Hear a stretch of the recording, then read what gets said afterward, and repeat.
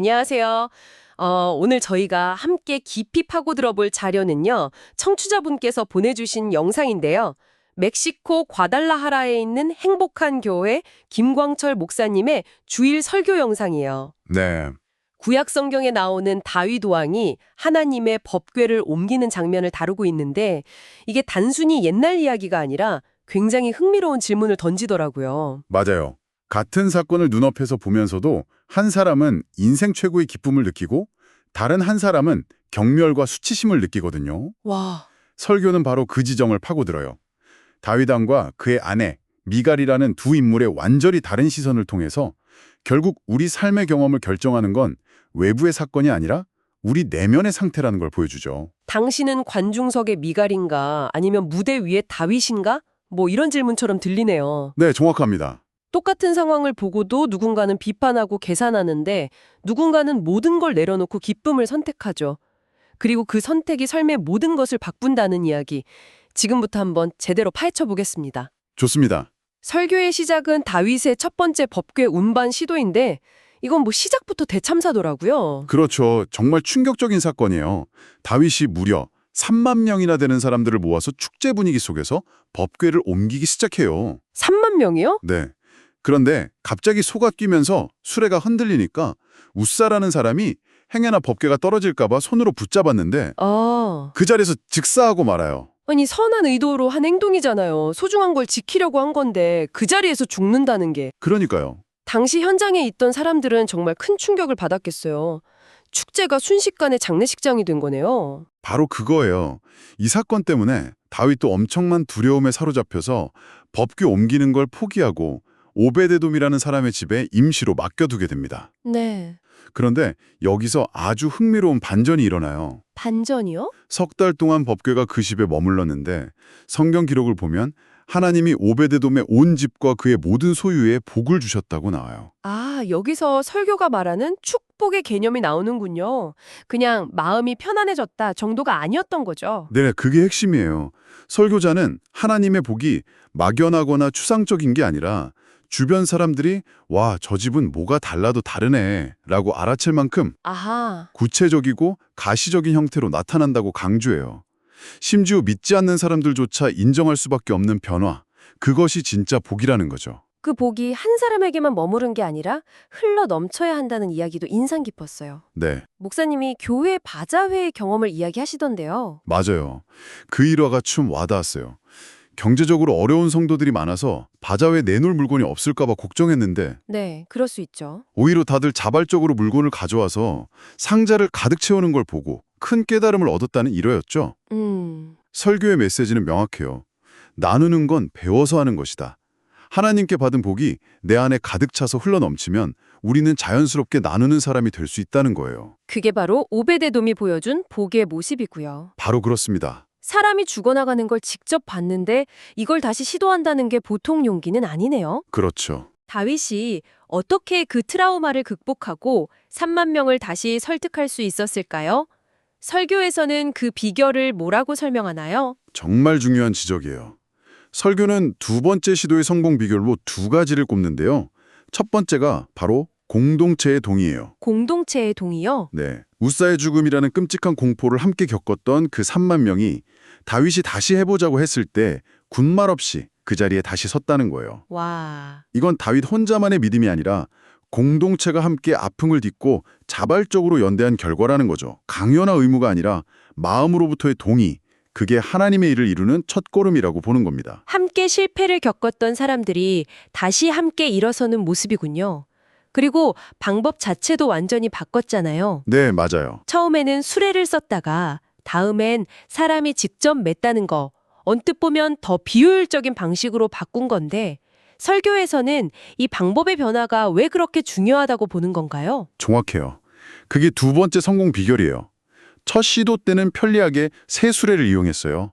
하지만 그건 하나님의 방식이 아니었죠. 아, 율법에 다른 방법이 있었군요. 네, 율법에는 레위 자손, 제사장들이 직접 어깨에 메고 운반하라고 명시되어 있거든요. 두 번째 시도에서 다윗은 이 말씀을 철저히 따라요.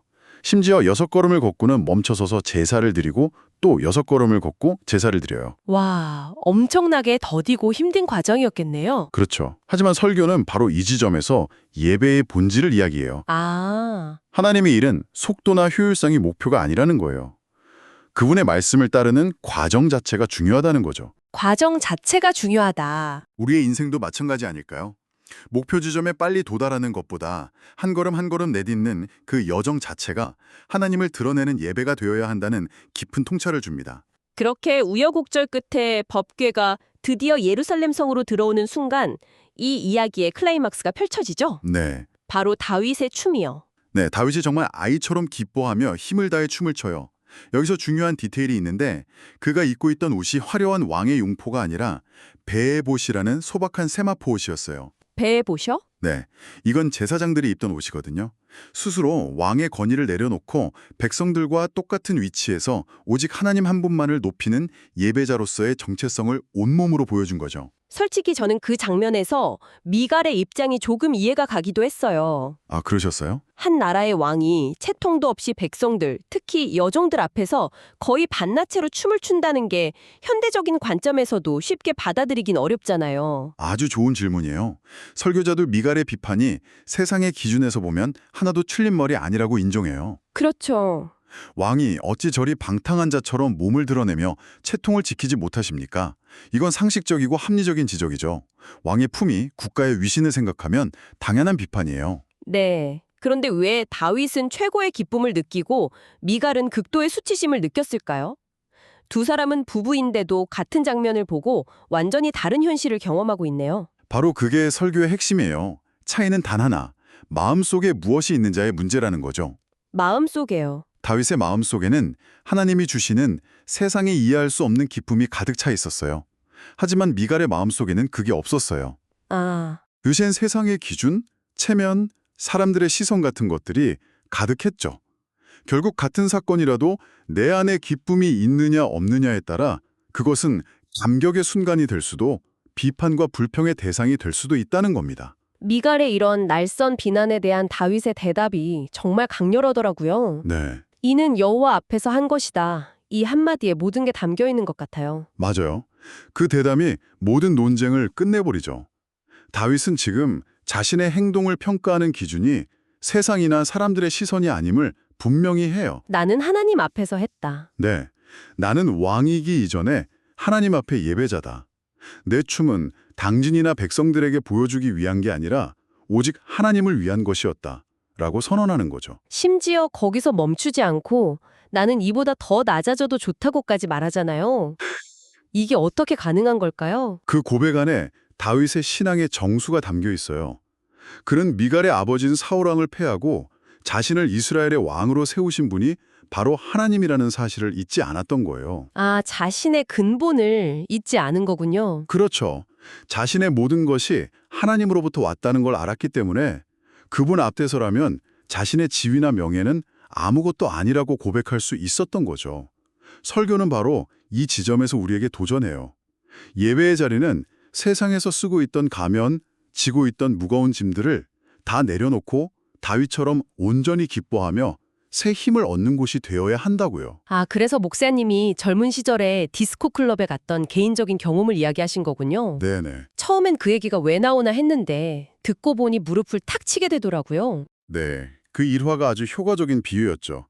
세상 노래에 맞춰서도 몇 시간씩 땀 흘리며 춤을 추는데 하물며 온 세상을 만드신 하나님으로 인해 기쁨을 얻은 사람이 어떻게 잠잠히 있을 수 있겠냐는 강력한 메시지였어요. 그러네요. 나는 계속해서 하나님 앞에서 춤출 것이다 라고 선언한 다윗처럼 우리도 세상의 시선을 두려워하지 말고 하나님이 주시는 기쁨을 마음껏 표현하며 살자는 권면인 셈이죠. 이야기의 결말은 두 사람의 운명을 너무나도 명확하게 갈라놓아서 좀 서늘하게까지 하더라고요. 맞아요. 다윗은 계속 복을 누리지만 미갈은 죽는 날까지 자식이 없었다고 끝나잖아요. 네, 성경의 그 한 줄 기록이 많은 것을 생각하게 만들죠. 설교에서는 이것을 하나님의 비극적인 징계로 해석해요. 징계로요? 네, 목사님 본인이 결혼 후에 아이를 갖기까지 어려움을 겪었던 경험을 나누면서 자녀 역시 인간의 노력이 아닌 하나님의 주권적인 축복임을 강조하거든요. 결국 다윗처럼 하나님을 온전히 기뻐하는 삶의 태도가 상상지도 못했던 기적적인 복으로 이어진다는 결론이군요. 그렇습니다. 설교의 최종 메시지는 명확해요. 우리가 다윗처럼 하나님 앞에서 체면 차리지 않고 어린아이처럼 기뻐할 때 하나님은 우리의 상상을 뛰어넘는 복을 부어주신다는 거예요. 네. 그리고 그 복의 목적은 단순히 우리가 잘 먹고 잘 사는 것이 아니에요. 아, 그게 끝이 아니다. 네. 그 복을 통해 믿지 않는 세상 사람들이 저 사람이 예수를 믿더니 인생이 바뀌었네? 저 집에 뭔가 특별한 게 있네? 라고 말하게 함으로써 결국 하나님이 드러나게 하는 것. 그것이 바로 우리를 축복하시는 하나님의 뜻이라는 거죠. 오늘 김광철 목사님의 설교를 통해 다윗과 미갈의 이야기를 깊이 들여다봤는데요. 결국 예배란, 그리고 어쩌면 신앙인의 삶이란 하나님 앞에서 자신의 모든 지위와 체면, 걱정과 두려움을 내려놓고 순수하게 기뻐하는 법을 배우는 과정이라는 생각이 드네요. 그리고 바로 그 기쁨이 내 삶을 바꾸고 주변으로 흘러가 세상을 바꾸는 기적의 시작이 된다는 메시지였고요. 맞아요. 이 설교는 마지막까지 우리에게 아주 근본적인 질문 하나를 던지고 끝나는 것 같아요. 당신의 시선은 지금 어디를 향하고 있습니까? 우리의 삶의 수많은 순간 속에서 세상을 기준으로 판단하고 비평하는 미갈의 창문을 통해 세상을 보고 있나요? 아니면 모든 것을 초월하여 기뻐하고 춤추는 다윗의 광장에 서 있나요? 네. 이 질문에 대한 답을 찾아가는 것이 어쩌면 우리 각자의 신앙 여정이 아닐까 싶네요.